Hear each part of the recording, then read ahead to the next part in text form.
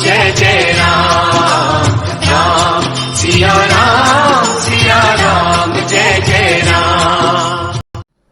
नमस्कार, मैं डॉक्टर अमित व्यास पहले की भांति आज भी एक ऐसे ग्रह पर चर्चा करने के लिए उपस्थित हुआ हूँ जो ज्योतिष शास्त्र के अनुसार जिस प्रकार सभी ग्रह एक निश्चित समय अवधि के बाद अपना राशि परिवर्तन करते हैं और राशि बदलने के बाद निश्चित रूप से वो वक्री भी होते हैं और मार्गी भी होते हैं और कुछ स्थिति में वो अस्त भी होते हैं।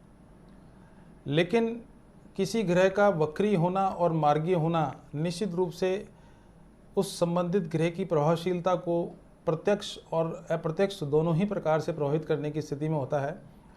जहाँ तक सवाल है ज्योतिष के संबंध में बुध ग्रह का, देखिए बुध ग्रह जो है वो 10 सितंबर 2022 को कन्या राशि में वक्री होने जा रहे हैं। अर्थात बुध ग्रह का कन्या राशि में वक्री होना निश्चित रूप से उन जातकों पर विशेष रूप से प्रभाव डालेगा जो जातक वाणी से संबंधित, व्यापार से संबंधित और शिक्षा के क्षेत्र से जुड़े हुए जो लोग बाग हैं, चाहे वो किसी भी राशि के हों, उनके ऊपर अच्छा और बुरा दोनों ही प्रकार का प्रभाव निश्चित रूप से दिखलाएगा। या यूँ कह लीजिए कि बुध का वक्री होना व्यापारिक क्षेत्र में उथल पुथल जैसी स्थितियां पैदा करेगा। अर्थात किसी क्षेत्र में तेजी तो किसी क्षेत्र में मंदी जैसी स्थितियां दिखलाई पड़ेंगी। खास तौर पे खाद्यान्न से संबंधित जो क्षेत्र है उसमें इस प्रकार की उतार चढ़ाव देखे जा सकेंगे। अब बात करते हैं कि बुध जब वक्री होंगे तो उसका विभिन्न राशियों पर क्या प्रभाव किस किस तरीके से देखने को मिलेगा। तो सबसे पहले तो बात करते हैं मेष राशि वालों की। देखिए मेष राशि वाले जो व्यक्ति हैं उनके लिए छठे भाव में बुध की उपस्थिति और ऊपर से उसका वक्री होना 10 सितंबर को कहीं ना कहीं आपके स्वास्थ्य में उतार चढ़ाव लाएगा। पेट से संबंधित समस्याएं आपको परेशान कर सकती हैं और रोग और शत्रु से संबंधित समस्याएं आपको कहीं ना कहीं चिंता में अवश्य रूप से डाल सकती हैं। हालांकि छठे घर में बुध की उपस्थिति होना कहीं ना कहीं रोग, शत्रु और कर्जे का नाश करने में सफलता प्रदान तो कराती है, मगर बुध जब वक्री होते हैं तो इन्हीं ही चीज़ों से आपको समस्या से ग्रस्त रख सकते हैं। पत्नी के स्वास्थ्य के प्रति विशेष रूप से सावचेत रहने की आवश्यकता है। अब बात कर लेते हैं वृषभ राशि की। देखिए वृषभ राशि वाले व्यक्तियों के लिए 5वें भाव में बुध की उपस्थिति होना और ऊपर से उसका वक्री होना कहीं ना कहीं संतान के विकास के मार्ग में बाधा बनेगा। स्वयं के पेट से संबंधित और स्किन से संबंधित समस्याएं आपको परेशान कर सकती हैं। वहीं दूसरी ओर संतान के विवाह में विलंब हो सकता है या संतान की एजुकेशन को लेकर आप चिंता से ग्रस्त हो सकते हैं। जहाँ तक सवाल है आर्थिक विकास का, तो आर्थिक विकास के नए अवसर आपको अवश्य रूप से प्राप्त होंगे, मगर चिंता कहीं ना कहीं आपको सताएगी अवश्य। अब बात कर लेते हैं मिथुन राशि की। देखिए मिथुन राशि वाले व्यक्तियों के लिए चौथी भाव में बुध का वक्री होना धन लाभ के कई प्रकार के अवसरों की प्राप्ति कराएगा। समाज में एक अच्छी छवि आपको देखने को मिलेगी। पैतृक संपत्ति से अवश्य रूप से लाभ प्राप्त होगा और आपने अगर व्यापार में कुछ प्रयास कर रखे हैं तो उसमें उत्तरोत्तर सफलताएं आपको प्राप्त होंगी। और जहाँ तक सवाल है कोई अगर आपका कानूनी मसला, खास तौर पर जो नौकरी पेशा आदमी है अगर चल रहा है, तो निश्चित मान के चलिए कि आपको उससे अवश्य रूप से लाभ प्राप्त होने वाला है। अब बात कर लेते हैं कर्क राशि वालों की। देखिए कर्क राशि वाले व्यक्तियों के लिए तीसरे भाव में बुध का वक्री होना आपके मानसिक स्थिति को थोड़ा उतार चढ़ाव जैसी स्थिति में लाएगा। वाणी दोष पैदा करेगा। शत्रुओं के द्वारा कुछ परेशानियां आपके सामने प्रस्तुत की जा सकती हैं। शिक्षा के क्षेत्र में कार्यरत रहने वाले व्यक्तियों को सफलताएं प्राप्त होंगी। जो शिक्षा प्राप्त कर रहे हैं उनको थोड़ा सा कॉन्फिडेंस में कहीं ना कहीं उतार चढ़ाव देखने को मिलेगा। आर्थिक नुकसान होने की संभावनाएं हैं और भाई बहनों से मतभेद जैसी स्थितियां भी आपके सामने उभर के आ सकती हैं। अब बात कर लेते हैं सिंह राशि वालों की। देखिए सिंह राशि वाले व्यक्तियों के लिए दूसरे भाव में बुध की स्थिति का वक्री होना जहां आपके शत्रुओं में वृद्धि करेगा, वहीं दूसरी ओर आपके वाणी दोष को पैदा कर सकता है और आँखों से संबंधित समस्याएं और पिता से संबंधित समस्याएं आपको परेशान कर सकती हैं। आर्थिक रूप से आपको आकस्मिक धन लाभ होगा, पैतृक संपत्ति से लाभ प्राप्त होगा और आपके आर्थिक स्थिति के उत्तरोत्तर बढ़ोतरी होने की पूरी संभावना इसमें दिखलाई दे रही है।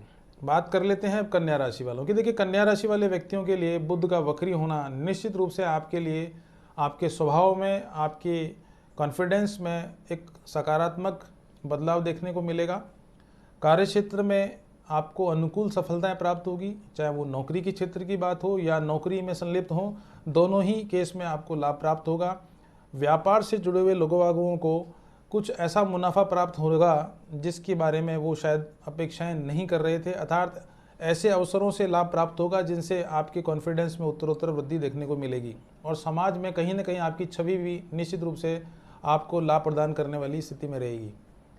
बात कर लेते हैं तुला राशि वालों की। तुला राशि वाले व्यक्तियों के लिए 12वें भाव में बुध का वक्री होना कहीं ना कहीं आपके शुभ मांगलिक कार्यों में खर्चा कराएगा, यात्राओं में कष्ट प्रदान करेगा, बाएं कंधे में या बाएं पाँव में चोट लगने की संभावना दिख रही है।